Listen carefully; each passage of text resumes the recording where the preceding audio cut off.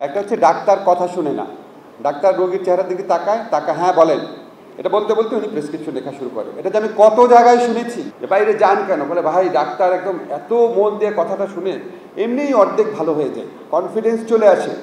আর আমাদের এখানে ডাক্তার যাওয়ার সাথে সাথে হ্যাঁ বলেন মেজাজ খারাপ করে বলে লিখতে থাকে প্রেসক্রিপশন।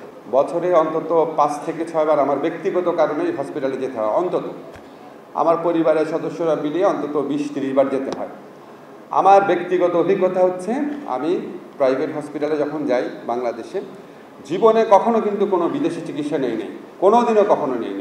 ইনফ্যাক্ট আমার নেওয়ার সামর্থ্যই নেই।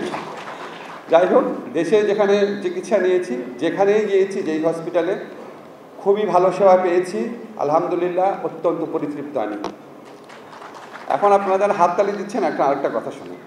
আমি তো পরিতৃপ্ত, আমার কোনো কমপ্লেইন নাই, কারণ আমার কাছে মনে হয়েছে আমাকে মানুষজন চিনত, সরকারে আসার আগে আরও বেশি ভালোবাসতো।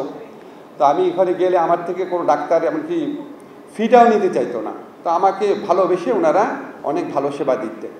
কিন্তু সবাইকে এই ভালোবাসা পাচ্ছেন, সবাইকে এই ভালোবাসা সহ সেবাটা পাচ্ছেন, এটা হচ্ছে আমার প্রশ্ন। আপনারা কিছু মনে করবেন না, আমি যেহেতু টক শোতে রেগুলার যেতাম, আমার সাথে সবসময় সাধারণ মানুষ রাস্তাঘাটে দেখা হলে কথা বলতো, তারপর বাজারে গেলে কথা বলতো, সবসময় কথা বলতো। আমি মূলত যেই কথাগুলো শুনতাম, আপনারা সবাই হসপিটালে মানুষজন আছেন, মালিক আছেন, এগুলি সত্যি কথা, সব সময় শুনতাম। মেবি এটা জেনারেল চিত্র না, অনেক হসপিটালে ভালো সেবা দেওয়া হয়, কিন্তু জেনারেল যে কমপ্লেইনগুলো করা হয়, আমার মনে হয় আপনাদেরকে একটু আমার বলা দরকার। একটা হচ্ছে ডাক্তার কথা শুনে না, ডাক্তার রোগীর চেহারার দিকে তাকায়, হ্যাঁ বলেন, এটা বলতে বলতে উনি প্রেসক্রিপশন লেখা শুরু করে। এটা যে আমি কত জায়গায় শুনেছি, মানে উনি পুরাটা শুনেই না ঠিক মতো। এবং আমি সবসময় শুনি, যা বাইরে শান্তি লাগে অনেক মন দিয়ে কথা শুনে। প্রাণ UHT মিল্ক, শুদ্ধতায় ও মমতায় সবসময় সেরা স্বাদে। অনেক মন দিয়ে কথা শুনে, এই কথাটা যে আমি কত জায়গায় শুনেছি যে বাইরে যান কেন, বলে ভাই ডাক্তার একদম এত মন দিয়ে কথাটা শুনে এমনিই অর্ধেক ভালো হয়ে যায়, কনফিডেন্স চলে আসে। আর আমাদের এখানে ডাক্তার যাওয়ার সাথে সাথে হ্যাঁ বলেন মেজাজ খারাপ করে বলে লিখতে থাকে প্রেসক্রিপশন। এটা হয়, আপনারা এটা সিরিয়াসলি দেখবেন। সেকেন্ড হচ্ছে অনর্থক টেস্ট দেয়, যাওয়ার সাথে সাথে অনেকগুলো টেস্ট দেয়। আমার বাসায় যে গরিব ছেলেটা আমার হেল্পিং হ্যান্ড হিসেবে কাজ করে, এখানে ঢাকার একটা হসপিটালে গেছে, তার 14টা টেস্ট দিয়েছে। পরে রাগ করে সে ময়মনসিংহ চলে গিয়েছে, টেস্ট ছাড়া ভালো হয়ে ফেরত আসছে, ওখানে পরিচিত ডাক্তার ছিল। এই অত্যাচার বন্ধ করেন, মানুষ অনেক গরিব, এখানে লোকজন খুব গরিব আছে, বড় লোকদের গলা কাটান, সমস্যা নাই। গরিব রোগীদেরকে 14-15টা টেস্ট দেওয়ার প্রক্রিয়া বন্ধ করান। আর এটা হচ্ছে নির্দিষ্ট ওষুধ কিনতে হবে। কেন? পৃথিবীতে কোন জায়গায় হসপিটালে, প্রাইভেট ক্লিনিকে সবসময় ওষুধ কোম্পানির প্রতিনিধির জন্য নির্দিষ্ট টাইম থাকে ডাক্তারের? আপনারা বলেন, পৃথিবীতে অন্য কোনো দেশে থাকে? খসরু ভাই থাকে?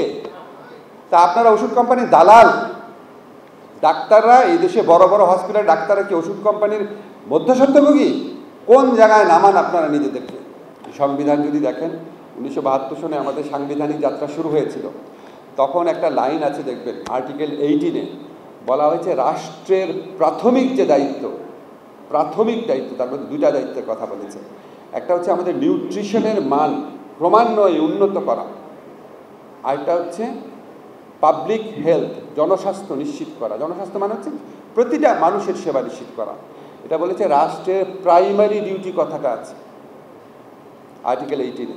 আর্টিকেল 15-এ বলেছে আমাদের 5টা যে বেসিক চাহিদা, প্রত্যেকটা নাগরিক বেসিক চাহিদা, তার মধ্যে একটা হচ্ছে হেলথ কেয়ার। এটা আমরা 53-54 বছর আগে আমরা কমিট করেছি নাগরিকদের কাছে। আমরা এটা করতে পারি নাই, সরকারের সামর্থ্য অনেক সীমাবদ্ধ। আপনারা প্রাইভেট সেক্টর সরকারের চেয়ে অনেক ভালোভাবে সেবা দেওয়ার কম্পিটেন্স আপনাদের আছে, বিকজ আপনাদের ওই ব্যুরোক্রেসিটা নাই। আপনারা খুব কুইক ডিসিশন নিতে পারেন, আপনারা সবচেয়ে ভালো ডাক্তার নার্সকে অতিরিক্ত বেতন দিয়ে রাখতে পারেন। প্রাইভেট সেক্টর, পাবলিক সেক্টরের পারে না, ও নির্দিষ্ট বেতন কাঠামো রাখতে হয়, বলে ভালো ডাক্তার ওখানে থাকতে চাবে না। আপনাদের অনেক অ্যাডভান্টেজ আছে।